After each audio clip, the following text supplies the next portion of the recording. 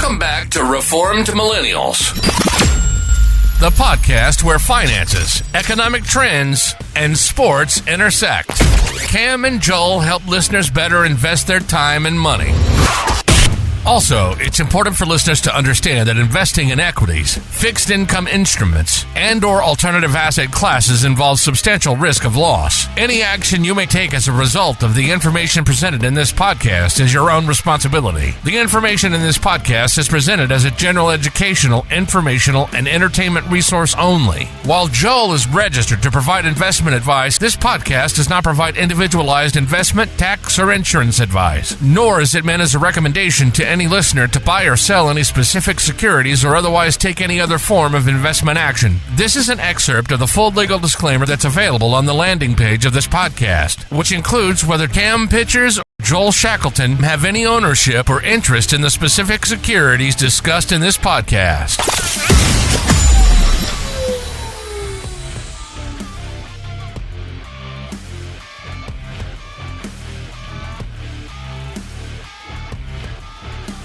All right, happy Wednesday, Joel. We're back for another hump day. So yesterday I texted you because I didn't have a calendar reminder in here for the podcast episode, but I strictly remember leaving here and saying, see you next Wednesday. So I texted you quick, hey, are we coming? So you confirmed, obviously we're recording today.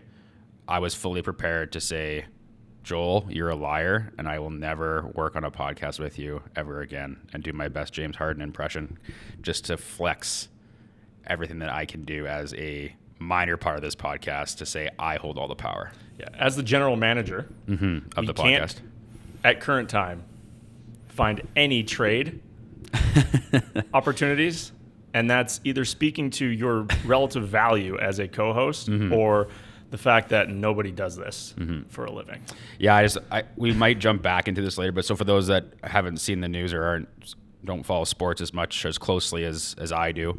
So James Harden, has been a huge NBA star for the last 10, 12 years, definitely an aging star. So back nine of his career, if you will. And he demanded a trade at the start of the offseason.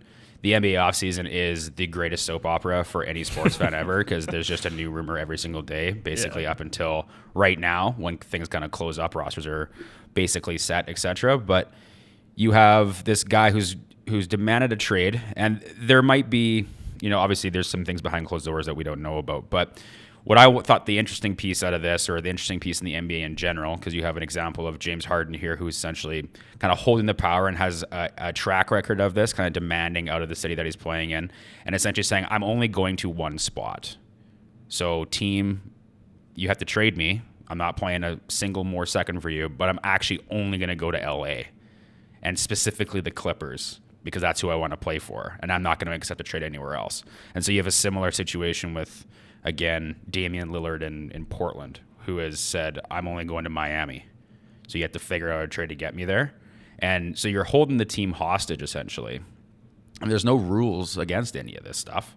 But I think the NBA is obviously taking notice of this. I think Adam Silver has come out, the commissioner of the NBA, and basically poo-pooed the situation and said, you can't have this kind of conversations at least out in the open too. Like this needs to be behind closed doors, negotiations with your agent. There needs to be discussions on this. It's not good for the game, etc. So I just wanted your take quickly off the top in terms of, it's very NBA specific for the most part. I think maybe in professional soccer, there's a little bit of this too, in terms of the player having some control over where they are going. But it's almost shifted so much to this side where, in the NBA anyways, where you have, it's great for news stories and publicity because people are always talking about it, which is like a good thing for the NBA. But then probably for the owners of the NBA feeling like this is a quote unquote fair playing field for the most part, which we all know it's not, but to have that feeling, you got players dictating or holding your teams hostage, essentially holding your executive team hostage in terms of, hey, we signed this 4-year contract, but after 2 years, you can just say, no, I'm not playing there a second. You have to trade me to this specific place. This is, I think, speaks to something that's happened across what the internet has done to the power dynamics of what was once before held generally by large corporations, or in this case, owners, and now has been distributed or more I shouldn't say fairly distributed, but distributed differently in terms of the power dynamics going now more so to an individual. So you can see this happening in all angles of entertainment.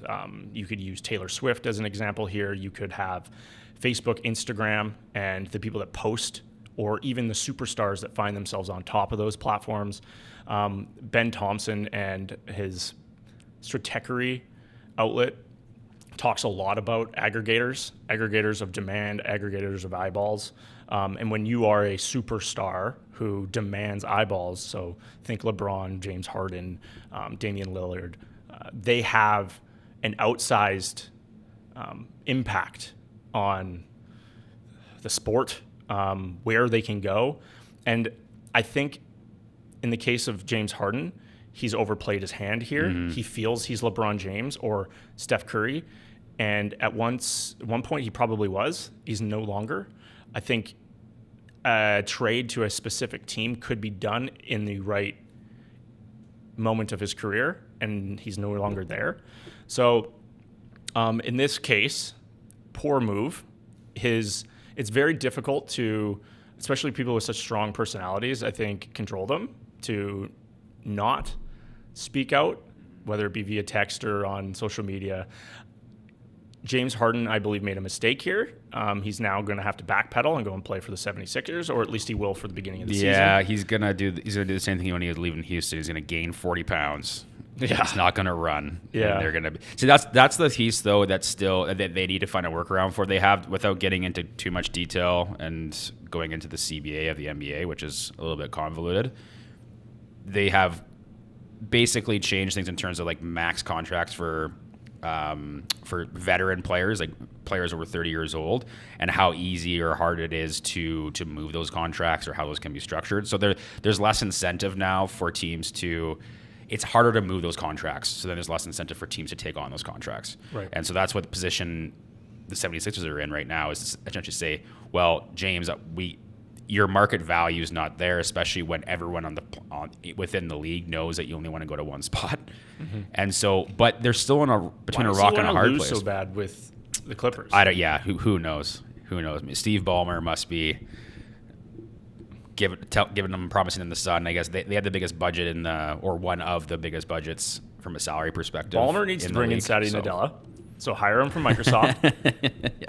Help him rebuild that franchise, because I'm not so sure that he has the right dynamic of superstars. I'm not so sure either, but it's just there's still not a pathway here for the team that would be traditional in terms of, okay, well, I can rest on my principles, and that's what like the Portland situation with Dame Lillard again that's what's kind of trending that way, to say, well, if we're not going to get what we want, you're still under contract for another year or 2 years, I think, in Lillard's case, and say, all right, screw you. We're just going to let you sit on the bench, and we're not gonna have a long-term effect to our like who we are as a team and what we represent to our fans and everything like that. To say we're not going to bend to this will, essentially. But then again, too, if you're in the position of, I think, depending on where you are as a team, are you gunning for a high draft pick? Are you rebuilding? Easier to make that decision. Whereas if you're in a huge sports market like Philly, who's got other superstars in the team who are gunning to win, and you have essentially the superstar talent that represents value either on the court or in a trade, and you're letting that person just sit there and do nothing, you're in a really tough spot. So I think this is usually we head into the middle of August and it's the dog days. Obviously, this news has come out, and something's going to have to give in the next, call it 90 days, as we get into the start of the league and the season. I think a lot of players would benefit from saying sorry, and perhaps that is not happening. So I can guarantee you that. Well, that's too bad, because he might look professional, like he's grown up a little bit, if he could just say, oops. But that ain't happening. That's not the brand. Anyway, so I am not calling you a liar. We're going to come back to this topic because I want to speak to the power of Taylor Swift, someone who's won and is bigger than the industry and itself. She can dictate what she wants to do. Right, but in 2014, people didn't think that, right? But she just went on a 9-year tear. So when you win every award, you can do what you want. So Cam, let's jump into a market update first before we retouch on some real estate stuff and the Swiftie mania. So this past, call it 2.5 weeks after July, we've had a week, or I should say the market's been selling off. I believe we sort of talked about this through July and then into August, the last 5 or 6 episodes, where the market had run quite far. On a valuation basis, it was expensive. I think that bullishness or sentiment of investors had peaked. We saw a historic shift in sentiment from bottom of summer last year to middle of summer this year, where we had the most bearish investors have ever been, even more bearish than they were in 2008, to now we're now at, well, at least in the middle of July, they were feverish. Like it was as though the entire world had changed. And it's amazing what price can do to somebody's mind. Now, we're starting to digest that. I think we're going to be pretty choppy for the next 6 weeks here. Effectively, what did occur is we reached back to fairly close to all-time highs with the NASDAQ on an equally weighted basis. And when you get back to a price in which a lot of people bought their securities, you often run into what is called overhead supply. And overhead supply is these people a year ago bought these companies, and now they finally are going to get their money back, so they're willing to sell it. And this is where you have a ton of volume traded, and then you end up having a lot of, you're just exchanging securities with a lot of people who are wanting to either take new positions or they're reshifting their opinion. And obviously sentiment has shifted back the other direction. We've seen continued pressure on a inflation basis. And right now, if you're watching the US dollar index, it's starting to tick back up. The rest of the world is not dealing with inflation as well, but the United States continues to run into that battle.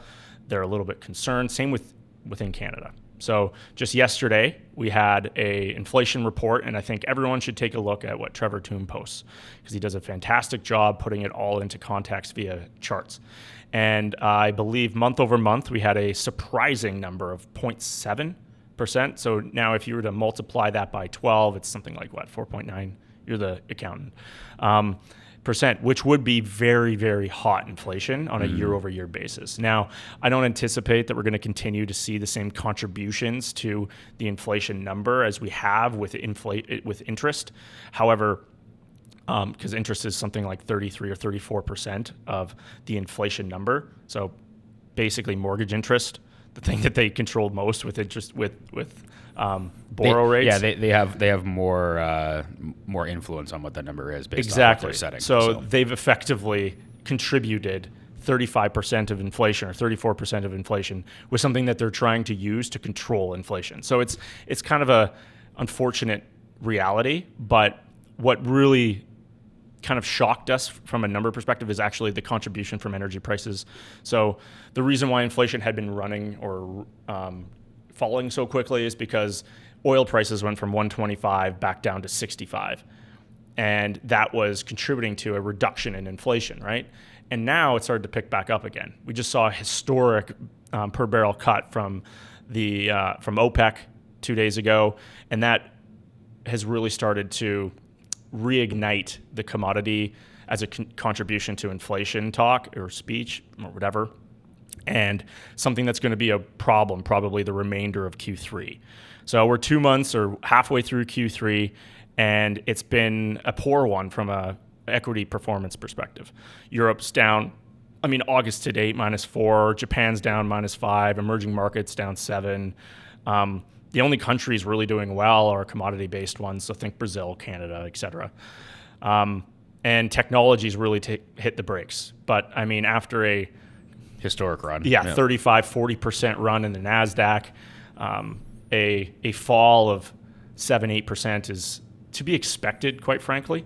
So outside of that, from me, what I'm watching, I think that this is something where I'm sitting back digesting.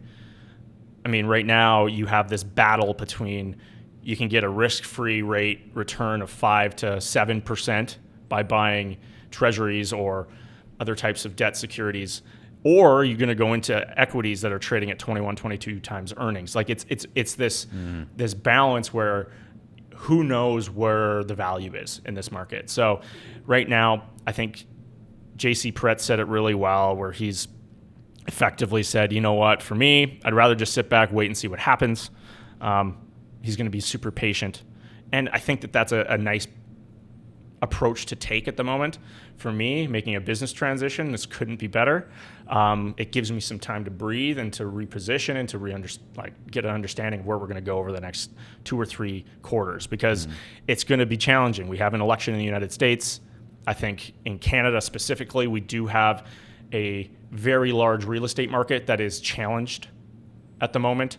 So you combine a lot of these externalities, and it's going to be fun. It's going to be wild. I never bet against Santa, so Q4 is almost always hot, especially when people got money in their pockets. Markets are doing well. Or a credit their housing card. value's high still. They got a big credit card balance, a cleaned up credit card. Heading into the holiday season. Yes. I wanted to ask you one tidbit about a question about what you just said. In regards to, I think you said JC Perret's comments, I'm going to take a step back and see how things play out. I think we've talked a lot on this podcast, you specifically, about how hard it is to time the market, know when to go back in or make a move. What kind of things would you be looking for in terms of when you are being patient, what's going to cause you to then make a move? What are the things that you would look at most closely? So it's really important to define your time horizon when you're thinking about this. JC Perret's trades. So he can be in and out of position in a day, right? He can change his mind within a day. I think it's also really important when you're watching MSNBC or BNN and you have a billionaire hedge fund manager who comes on. And this was going wild the last week, where everyone was talking about who's the guy that shorted the market. He's Burry. Michael Burry He's now. He's got 1.6 billion in shorts on the SPY and the NASDAQ. Yeah. And so Whale Wisdom only reports every quarter. So if you're managing over $400 million in the United States, you have to report your portfolio and your positioning. They can change their positioning however they want within the 3-month horizon, but however, on the day in which you have to report, you have to tell you what you're doing. So one, hedge fund managers love to put on a position for a couple days to then report it and show what they're looking at. Some people don't care, some people do. Michael Burry might be that person who's trying to send a message via Whale Wisdom. Whereas Baupost and Tepper and Atreides Management and some of the really big guys don't care as much, and they're just managing to manage professionally. So people should understand that when you're seeing these posts from these influencers, financial influencers, you need to take it within context. Now, back to what you asked. What am I looking for specifically? I'm looking for, I always go back to the dollar. So the US dollar, how does it look? US equities do really well when the US dollar is weak. So seeing strength or weakness there is really important. Now, I like to look at technicals on the US dollar specifically so that I can kind of anticipate a direction move, a breakout one way or the other. That way you can take position the other way. Now, again, the people that I manage money for specifically, I mean, again, this is not financial advice. You need to consider the fact that your time horizon is different from all these other people who are talking about their strategy. For me, I'm just looking for indicators there. Now, I'm managing people's retirements, right? Or their business assets, those sorts of things. And I'm not trading in and out of things like that. So when I'm talking about being patient, I mean, if you got a bunch of cash, there's a way for you to make 5 or 6 or 7% fairly risk-free, not completely, but I would suggest it's a lower risk than the NASDAQ is, or high-risk growth equities. So sitting there, clipping a coupon, is something that I believe a longer-term investor with cash on the sidelines could be doing. And that's basically what I'm balancing at the moment. It's like, should I be sitting in cash or cash equivalents with excess money that isn't being managed for 30-year time horizon? Or should I be putting it to work right now because I think that there's a really great opportunity because equities are undervalued? So what am I looking at? I mean, that is a big. I'm not looking at economic indicators because the economy is not the market and the market is not the economy. But I've always liked to start with the US dollar specifically. And I'm a big believer in reversion to the mean. So when you see outsized moves one way or the other, whether it be in Europe or Japan or in the United States, NASDAQ, oftentimes it comes back, right? There's nothing more powerful in financial markets than reversion to the mean. Yeah. It's important to know that means also change all the time. It does. What that is. They trend. But they trend. So that's important context. Yeah, my other question was actually going to be your reaction to some of the online reaction, your reaction to the online reaction of the Burry trades, because those were the top 2 things saying, obviously, what is Michael Burry telling us that's going to crash immediately? And I think it's important to dig into that. He's a billionaire. Yeah. Let's assume you're not. Yeah, let's assume.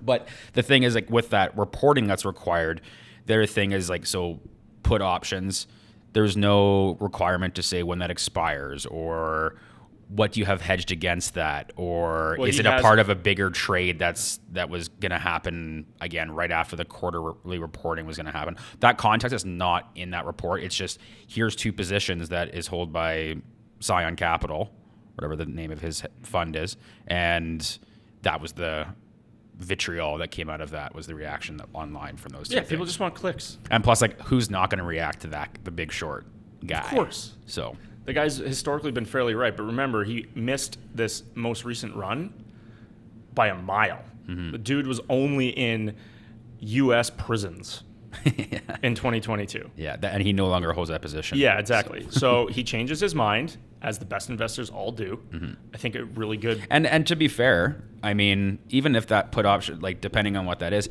you just finished talking about how we were on a historic run from January to... So the fact he's that probably betting on the reversion to the mean, and then 8% sell-off, and now he's going to sell the position. Like, he literally could be doing that. And there's a quick buck that he can make.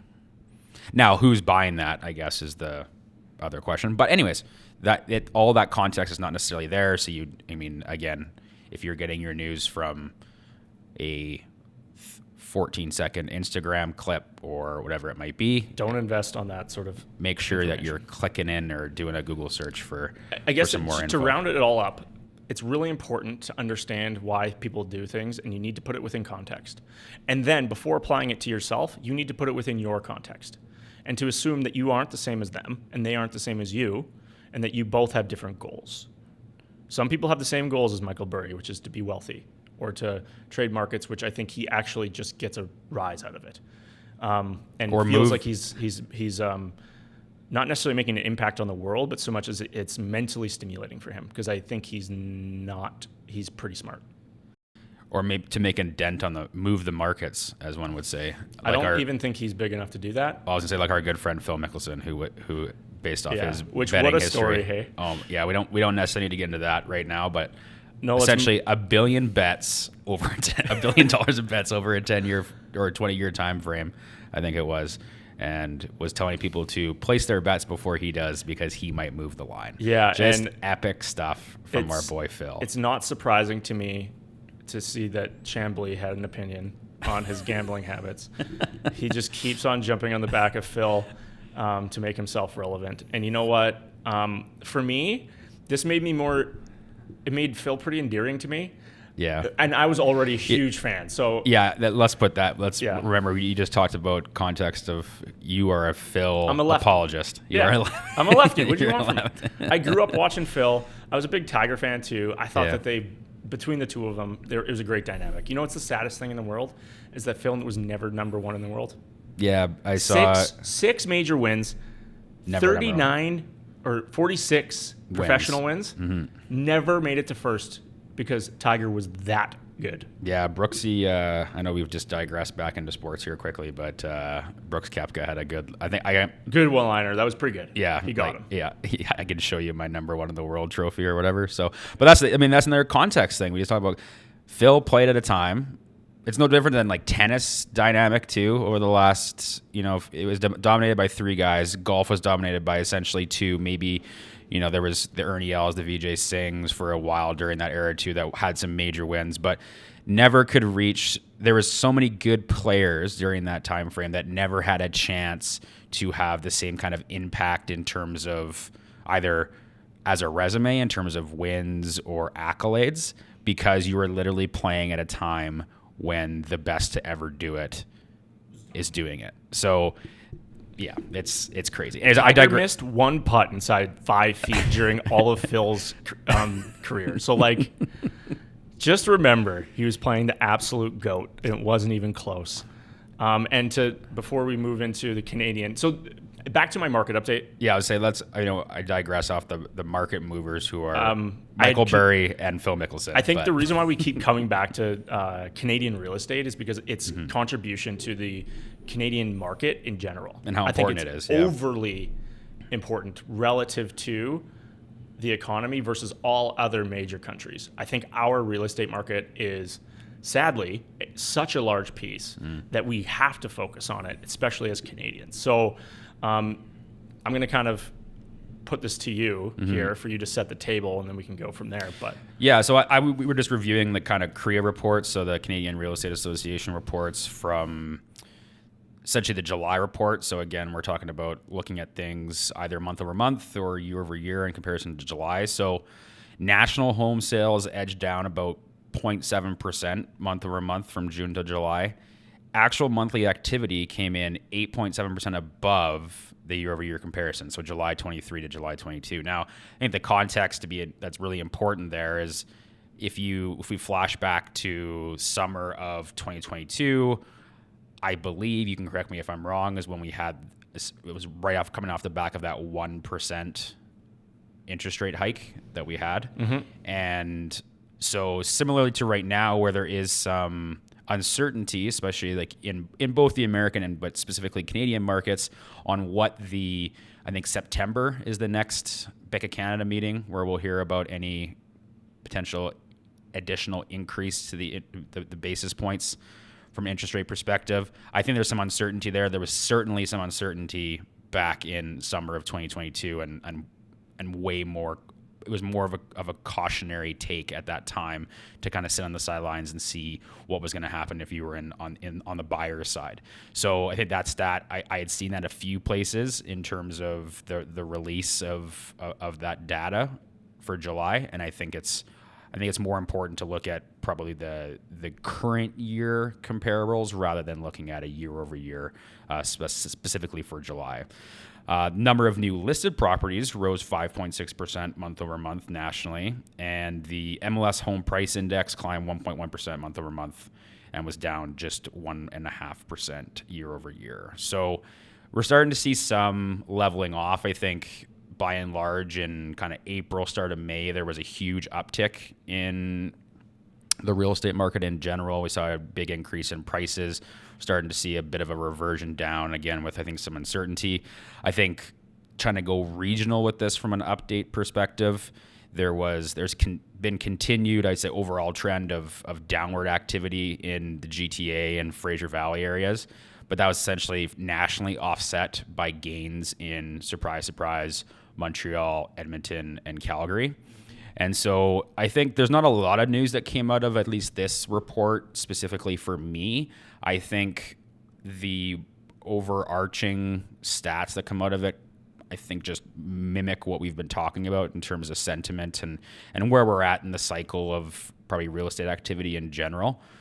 Getting to the kind of back end of summer here, and we're getting into a point where, again, there's some uncertainty with interest rates. So I don't think anything was necessarily surprising there. To dovetail off of that with kind of an anecdotal piece that I read from Global News Calgary. So they were essentially interviewing one of the real estate agents there who I think, again, I use the word anecdotally, I think this might be pretty specific to this guy's experience, but his name's Curtis Prokopchuk with eXp Realty. And so he was interviewed in this and essentially was saying that around 25% of his clients right now are from out of town. They're not investors. They're actually moving to Calgary to live, a new trend that he's finding with most of his clients. So he said, like, he's quoted as saying, 2 years ago, we were seeing a lot of investors come into the market from Ontario, and we've seen a lot of Calgarians frustrated with that because they were competing with those investors. But now we're seeing a lot of people wanting to move here. They're actually looking to be part of the community, etc. So he goes through and talks about one of his most recent sales with a couple from Ontario that was living in Kitchener.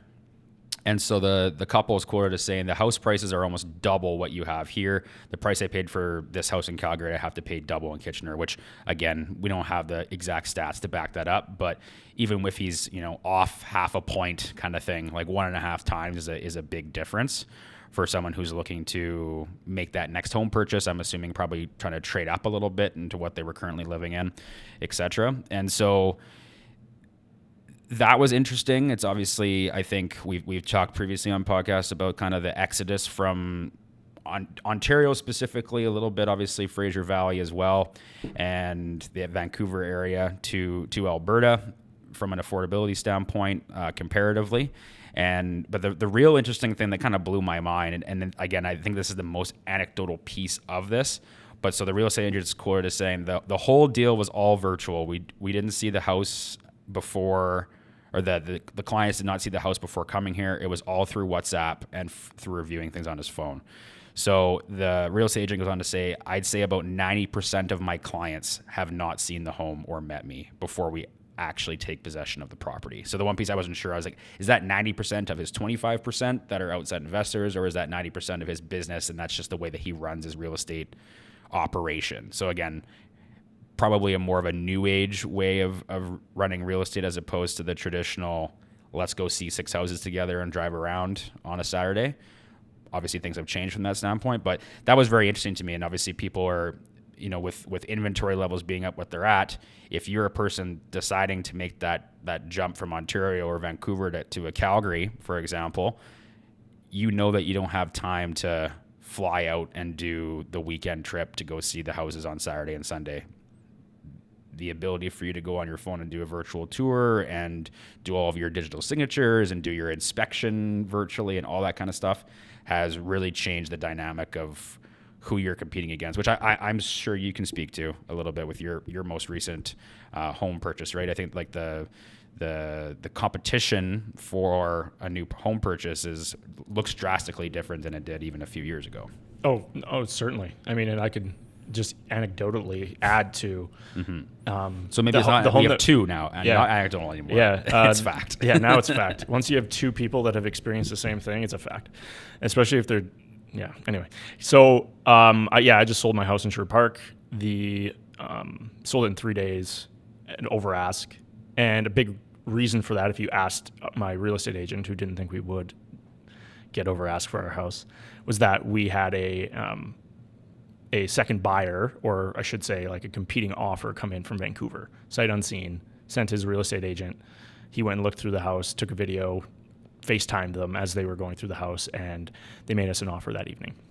That offer put us into a multiple offer, and then obviously from our perspective, put us in a good spot.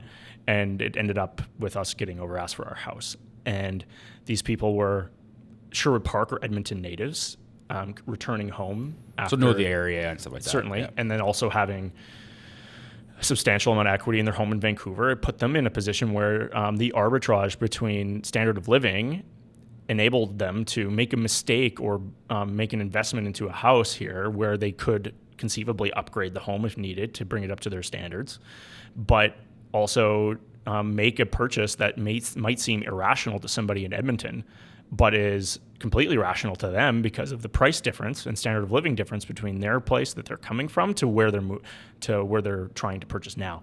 And that dynamic is playing out in Calgary more, I think, specifically than it is necessarily in Edmonton. For sure. But I can definitely speak to this being fairly commonplace even in Edmonton. So, because the other piece too that you mentioned to me as a part of this article too is the fact that a lot of these people who are truly moving here, and not just investing here, but truly moving here, but they now have the ability to work remotely with the company that they were previously with in Vancouver and in Toronto, and are doing maybe a bit of travel to, once a month or something like that. But this shift that we've talked about continuing, I mean, I know there's this drive for a lot of companies, especially like people in professional services like you and I, to be back in the office. And I think that's not going to stop. But there is a ton of companies that have found a great balance in having a pool of remote workers that they are still efficient with. Or if you're running your own business, obviously, then you can work from wherever you need to work from. So that's everything that has that barrier to leave essentially has lowered a lot for folks moving from major center to major center. Lower standard of living, demographics are better, taxes are lower, diverse industries. The Alberta advantage. I mean, I'm not running for office, but I could see the allure. We're back on Ralph Klein. Yeah, we're back, baby. Right up until oil goes back to 40, and then everyone's miserable again. But yeah, I mean, just the real estate industry in Alberta specifically is obviously keeping people in a good mood, whereas I think the sentiment in other provinces that maybe weren't doing as well as us is different, largely because of this dynamic or this big bifurcation between commodity-based industries with lower tax rates and cheaper housing, and those that have gone through a 10-year super boom of housing. Yeah. And it's going to start to play out in politics. I really believe that. I think this next election is all about real estate, and that's all that's going to matter. I think multiple parties will try to make it about identity politics, and it's going to fail and fall on deaf ears. I think the only thing that's truly going to matter is going to be interest rates and housing and the kind of matching or the marrying of the two. So it should be fun moving forward. If you are someone who owns a home in Alberta, you're lucky. If you don't, I really do feel for you at the moment. It's challenging to watch this happen, especially as affordability has plummeted through the floorboards. And I think over the next, call it year to 2 years, so long as oil prices stay above 70, I don't think it's going to get much easier. So, yeah, I was gonna say across the board, even on some of Korea's forecasts for like heading into 2024, like Alberta is definitely the most attractive. Nova Scotia is also up there. Yeah, for some reason, just nice there. But yeah, it's beautiful. But from a sales activity forecast and an average price forecast, Alberta is kind of right at the top and definitely ahead of national averages. So I think it could continue to be positive. But again, because I think we talked about context a few times already. Realizing that reviewing reports, it's important to know how much of a swing the GTA and Vancouver areas have on national reporting. We talked about that at length previously, and knowing your market and knowing where you are and talking to the right people is an important thing to remember. So I want to make a shift to The Swifties. T-Swift. So this is a quote from Bill Simmons' podcast, his most recent one. I have never seen anything like the phenomenon around this concert tour, and I have been alive for all of the concert tours since the mid-70s. From a cultural standpoint, from a multi-generational standpoint, fathers and daughters, daughters and moms, multiple generations, you have people like my daughter, who is 18, who has not even known life without Taylor Swift. And then you have people in their 30s who grew up with Taylor Swift. And then you have the people in their 30s who grew up without or with her. And then you have moms who are used to listening to their daughters. And then you have the show itself. I had friends who went to the first show, and I think she played 45 songs. So according to Bill, this tour's or the show is 3+ hours long. Yeah, she's like Garth, man. She gives her. Like, yeah, you're getting a full bore performance. So I think she just had her first show in Toronto in last night, and she just sold out SoFi 6 times. And based on the pricing of her tickets, like going way, way over ask, they assumed she could have done another 6. That's 70,000 people. Garth Brooks sold out Rexall. I would say, do you think Taylor's going to get her jersey retired like Garth? Maybe. She was like, they were giving her honorary mayorships in towns. So I wouldn't put it past a location to put her in the rafters. If she came to Edmonton and did that, we would do it, no doubt. But Bill Simmons made a sports reference, and he said that this is like Michael Jordan level success. She is the biggest thing in music right now, and it's not particularly close. You and I, being Drake stans, would assume, no, Drake's bigger. not anymore. Taylor Swift has taken the title, the crown, and she's running with it. It's an unbelievable fever around this tour, and give her all the credit, because I think what's most interesting to me about this is not necessarily that she has a show that can be 3+ hours long and she's only 34. It's not that she has 45 hit songs that her depth of music is so incredible. It's that she's a business. And the moves that she's made, I think, speak to just the way in which our economy and the way we consume content and media has shifted, and her ability to shift with them, leverage her fandom and fame and her true fans to position herself where she's no longer losing to big business, that the individual has surpassed the power of the corporation. Just like James Harden. Yeah, no, sadly. But what I want to talk about is that this dynamic really sucks dry the center. And this is more so what I'm getting at. We have the biggest gap between, well, we call it the wealth gap, right? Where you have the ultra wealthy, Elon Musk, worth nearly $300 billion, and then you have a very poor group of people. The middle class has been thinning out. The reason why America and Canada and Western civilization has been so successful, and something that we've always talked about, is like this American Canadian dream where the middle class is strong and healthy. And it's starting to fail a little bit, or it's starting to fall apart, where you have the bifurcation of the two. And you see it in all of these other areas of industry.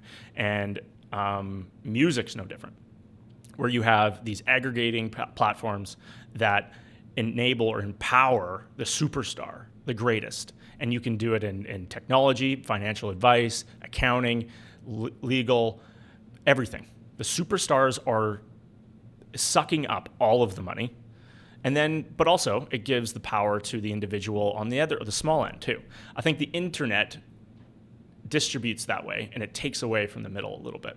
And the middle has always given to it's always been the corporation that employs the middle class that provides that standard of living. And now the internet has empowered the superstar, and then perhaps the systematically oppressed, the lower end side, and it has given them power. And it's an interesting dynamic, I think. We've sucked out the middle to the extremes a little bit. And I think the perfect meme for this is that distribution, where you have the guy crying in the middle, and then you have the simple person on the left, and then you have the savant on the right. And it's basically like the one that I always laugh at is both of them, the simple person on the left and the simple person on the right, are drinking, or they say latte. And the guy in the middle is like complaining about how you're actually supposed to build wealth. Yeah. Whereas the ultra wealthy guy is buying a latte every morning. The guy in the middle, the miserable, complaining, center distribution, middle class person is like, no, you're supposed to make your coffee at home, save all that money, invest that in index funds, and let it compound over 35 years. That's how you're supposed to do it. And then the simple person on the left buys the latte. And that's the way that our society has gone. And I think that meme is telling. Very. I think we talked about the Canadian dream, the American dream, the bill of goods that are being sold when you say you're able to change your life when you come to these countries, if you're immigrating here, or even if you start as a lower class, quote unquote, in like the economic ladder, you have the ability to move up classes. And I feel like that's the thing where people feel like it's not the case anymore. I feel like the sentiment has changed. But I also feel like it's just a shifting dynamic of how you make those moves too, which is what the American dream was, or the Canadian dream in the 60s. Obviously, if we just preach the exact same thing in 2023, that's not the roadmap or whatever. No, the cultural fabric has changed, right? Like the importance of the family has changed. It's the distribution of time horizons different. Like you have, like I'll even use our podcast as an example. You have us, which would be on the far left distribution, the poor, the very podcast. under listened to, the not middle class podcast, but the unimportant. And then you have the far right, which would be the Joe Rogan on the right, the savant. We're both drinking lattes. And then the center would be TSN, 1260 radio. You have all of these properties that would be the center of audio entertainment. And they're getting demolished, mostly by Joe Rogan or by Pat McAfee or by these massive superstars, and also kind of by us, who is sucking 2,000, 3,000 listeners out of their 70,000 listenership. Thanks for liking and subscribing. Yeah, right. But like that's what I'm getting at, right? So you have this weird dynamic where we're pulling on one end, so is the superstar, and more people are going to the superstar, obviously, but the center's getting eaten alive. And Thinning ABC out. News, CNN, all of these properties that are the incumbent old news, old media, the thing that our parents grew up on, it's gone, or they're at least dying, right? And Or drastically shifting to become ESPN Bet, all of these new changes.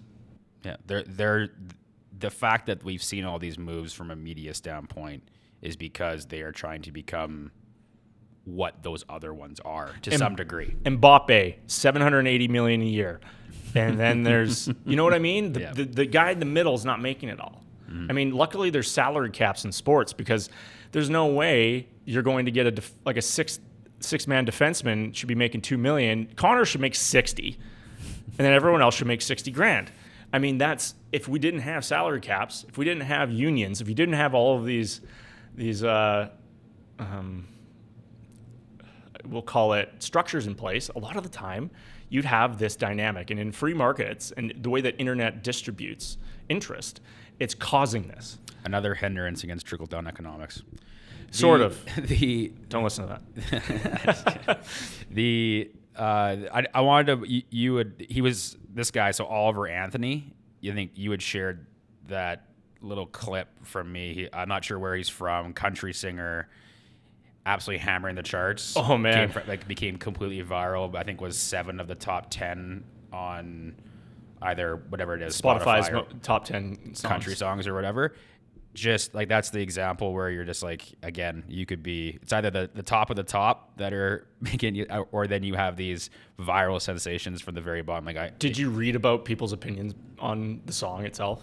No, is it because it's pretty like? Was it there a wokeism around it, or was there? Honestly, it depends where you're reading it. So if you're going to go read it on Fox News or you're going to read it on CNN, you could tell where they immediately went to politics. Right. And obviously, he talks about unions, poor pay, Something about obesity, his struggle. That's what the industrial struggle of a miner. That's what music is supposed to be. And like this guy lives off the grid with his 3 kids, huge beard, nice redhead. Dogs. Yeah. Great singer. I could see how it's attractive. So this song, I think it's Rich Man from Richmond. Rich Men North of Richmond. North of Richmond. Yeah. Went ultra viral, #1 song in the country. And it just speaks to the power of Reels and TikTok because that's where it blew up. And obviously it was politicized. And everyone on the left said that this is a right-wing dog whistle, and everyone on the right was like, "This guy's speaking to the everyman." Just enjoy the song, goddamn. Why can't everyone just enjoy like a talented artist, for crying out loud? But more interestingly, just with what we've been talking about here, is that this person who is inarguably poor has skyrocketed to superstardom in a week. And in the past, that generally would have taken 20 years, right? And I mean, without the record label required, record labels, especially in the 80s, 90s, early 2000s, even like the middle of the 2010s until we started to have Apple Music and Spotify, owned and continue to own the rights of music, right? And this is where Taylor Swift went through that battle with Scooter Braun and with her record label and trying to regain control over her past music. Yep. And she was re-recording her old albums. And then she's a dog, man, for sure. She 100% is. And I think the other thing too with all of her, you had mentioned like the amount of time that was between her last big tour and this one too. Like a lot of 4 albums she released between her 2 tours. Like a lot of artists these days, I actually, this is anecdotal for sure because I don't go to concerts and follow tours that much, but I know for sure in the comedy space, like it feels like these guys are always touring. Like all these artists are always like it's always the next thing. Like they're trying to capitalize on their newest stuff and getting out there and selling tickets. Whereas like this, obviously her approach, like with the amount of content that she created during the time between tours, and now like just seeing this explosion of popularity. Power of scarcity. Yeah. So this is where I think everything's going now. Outdoor stadiums. This is where entertainment still holds value, and I'm not sure for the top of the top. Yeah. I don't even know if that's the case necessarily. I'm still a big believer in 1,000 True Fans. Sure, you're not going to be a billionaire doing music. Not everyone, sorry. Why is that in our culture so bad? Oh, why can't you just be normal? Why can't you just make a living doing something you love? Why do you have to be Taylor Swift? So without going into that, it's my belief that, I'm super long groups and community and memberships now. I think that the future, the next 50 years, is going to be us moving back to person-to-person contact, because the one thing we're going to lose with artificial intelligence and this new ability for it to send emails, post content, and do all of this, and for us to not be able to determine whether it was real or made by a human being or a mixture of both, we're gonna desire more in-person contact. And that's going to push us into locations where we're part of membership, a part of groups, going to see shows. And the reason why sport, and if you saw it in Disney's earnings recently, they just had, I'm just going to read this from an article. They had, just 1 minute here.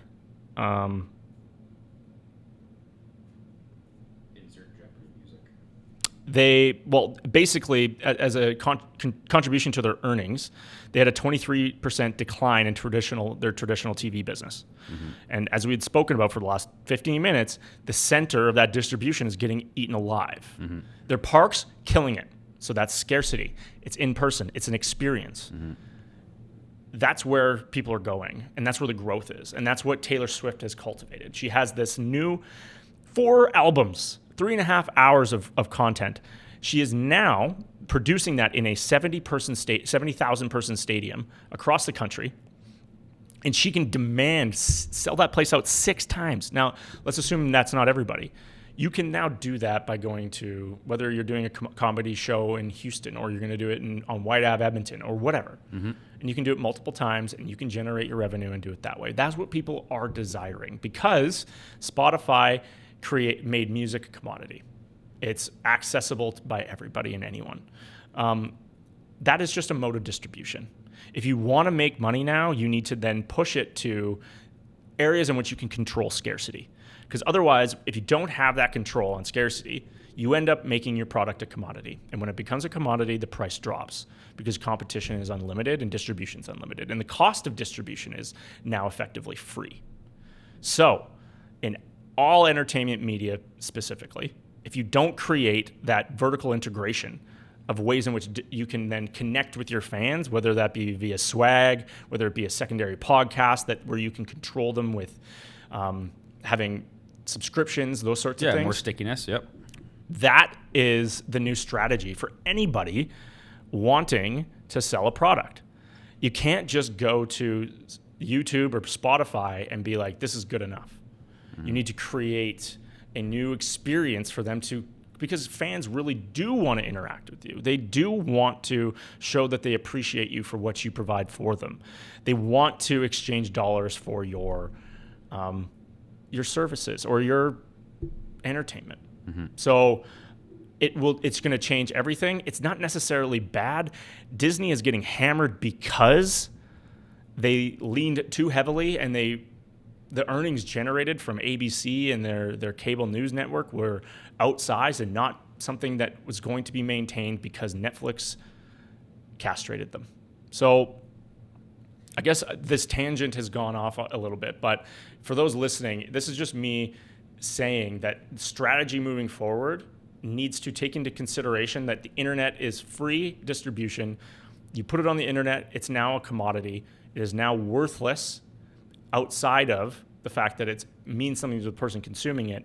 And if you want to profit from it, It is not going to be you going to the Canadian government saying, you can't post. I'm posting it on Facebook, but like now I want them to pay me for it. Yeah. You can't force that change in economics. What you need to then do is create a new place for you to communicate with your fans, with the people reading you, with whatever, right? So we're going about it the wrong way, forcing our aggregators to pay for it. They've disrupted the industry. They've given distribution to where the superstars win and the bottom end wins. If the middle wants to regain some economics, figure out a way to sell to your fans. Stop being too lazy. Yeah, build infrastructure around the new age. Don't hammer it down with regulation. It's just laziness. Yeah. Anyway. So I'm not sure on the Venn diagram of the Reform Millennials podcast and Swifties, but for those that are, you're welcome for all that positive take, because we know there's been plenty of instances where the Swifties have taken down or canceled something. Yeah. And that's not going to be from this, because we Absolutely just pumped her tires. I just have one other kind of quick sports thing I wanted to circle back on. We talked about Lionel Messi coming to Inter Miami, and just kind of we don't know all of the details, but obviously specifically speaking to his kind of tie-in with that deal to potential ownership in the MLS in the future, as well as a portion of the Apple streaming deal that MLS has. So there's been some kind of early returns on this. Apple doesn't do a straight up release of viewership numbers, but essentially they've, without getting into the minutia of the different types of games that are being played in the MLS, but right now there's this thing called the Leagues Cup that they've designed. So it's a tournament that brings together 47 clubs from the MLS, Mexico's league, etc. Has become a hit, largely thanks to the Argentine soccer star's performance. So I'm getting this information from a Sportico article that just got released earlier this week. And so I'm just gonna scroll down here. We're talking about we talked about these impacts. Like Messi's got 480 million Instagram followers. That has just parlayed itself into a gain of 24 million followers in the MLS and Leagues Cup and MLS in general social media handles. Like there's seen like an automatic uptick in all of those things just by simply bringing this guy on and having him obviously promoting the MLS activity. Messi's debut against Cruz Azul of Mexico, so in this Leagues Cup, drew 1.75 million viewers on Univision, making it the second most watched Spanish-language club soccer telecast in the U.S. of all time, behind only one huge event from 2008. From a viewership standpoint, we have far exceeded expectations, and much of that has been driven not just by domestic viewership, but international viewership across the board. Through the Leagues Cup, 50% of our consumption is in Spanish and the other 50% is in English. So it speaks obviously to the connection that's automatically been made there. According to the MLS, 800,000 fans have attended Leagues Cup matches for an average of 18,000 fans in each of the 45 group stage games. Inter Miami's 2 group stage games rank as their first and second most attended matches in the club's history. Also, the first 3 games that were streamed on Apple Plus, or the Apple MLS platform, of Messi's games, the 3 most watched in MLS history. So the impact has been immediate. Like getting back to, I guess, eyeballs. In addition, 22 of the 24 million followers MLS has gained since last season have come since Messi's arrival. Inter Miami has 13.4 million followers on Instagram, larger than any NFL, NHL, or MLB team.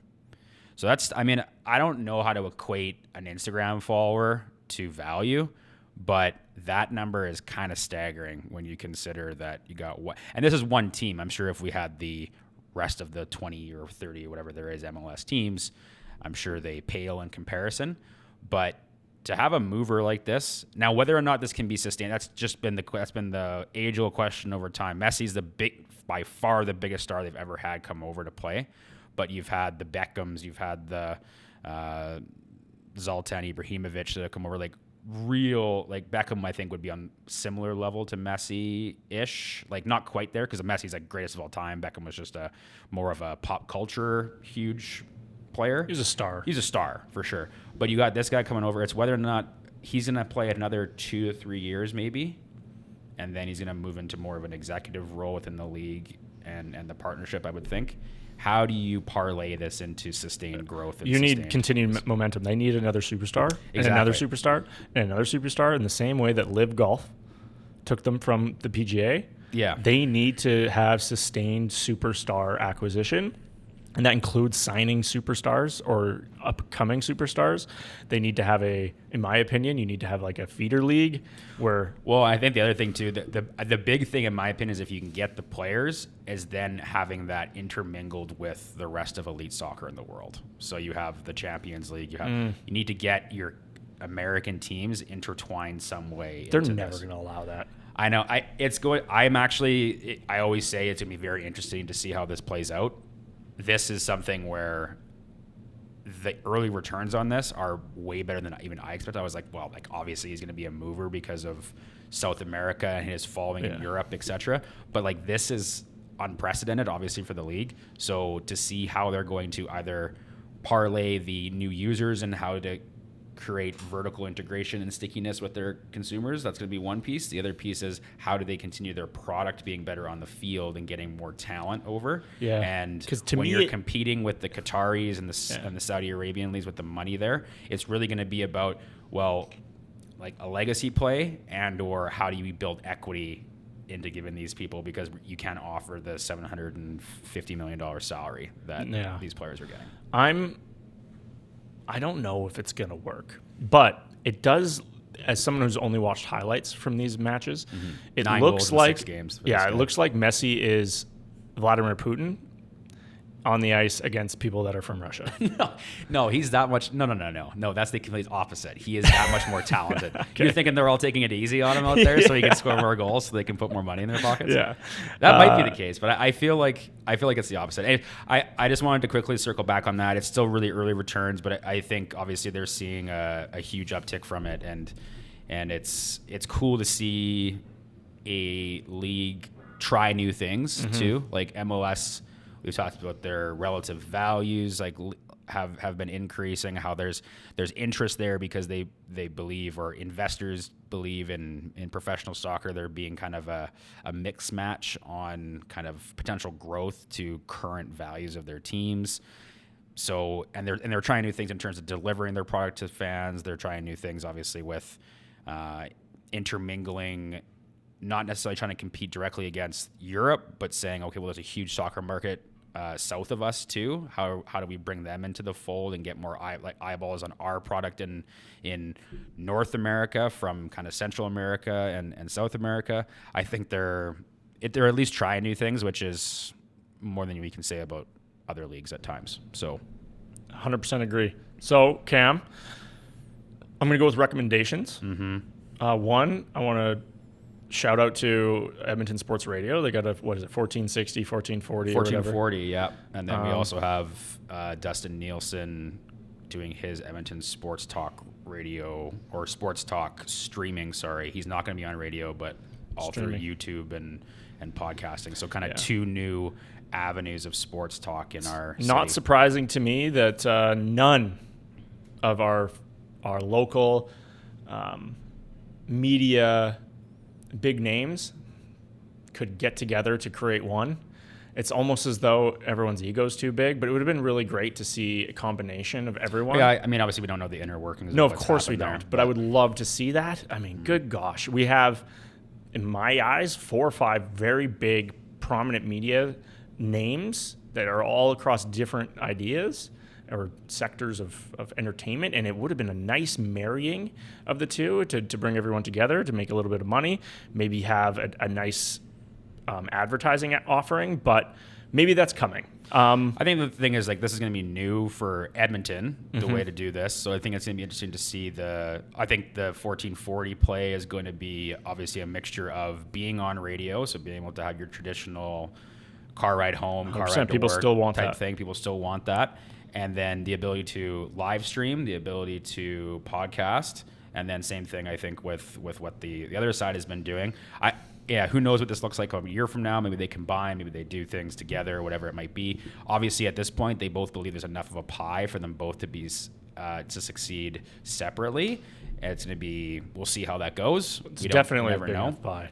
But it's it's very, I think for a lot of Edmonton, obviously we're being very specific to the capital region here.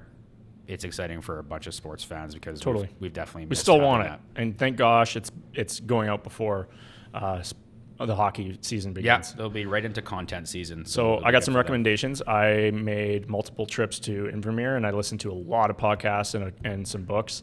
I listened to the Plain English podcast, who is Derek Thompson. He had Tim Urban on, where he talked about his 1,000-page book of human history, and he kind of just overlays. It's really, to put it into the context, the age of the Earth, into our impact on it, and just how quickly we've gone from, call it 1 million people on Earth to 8 billion, and in the context of a 1,000-page book, human beings being on the planet is on page 945, and the last 3 paragraphs of Earth, or of that book, and our impact on it being back to the Industrial Revolution, and just how quickly we've grown, and the acceleration of impact and standard of living improvements, the dynamics of economics and human knowledge.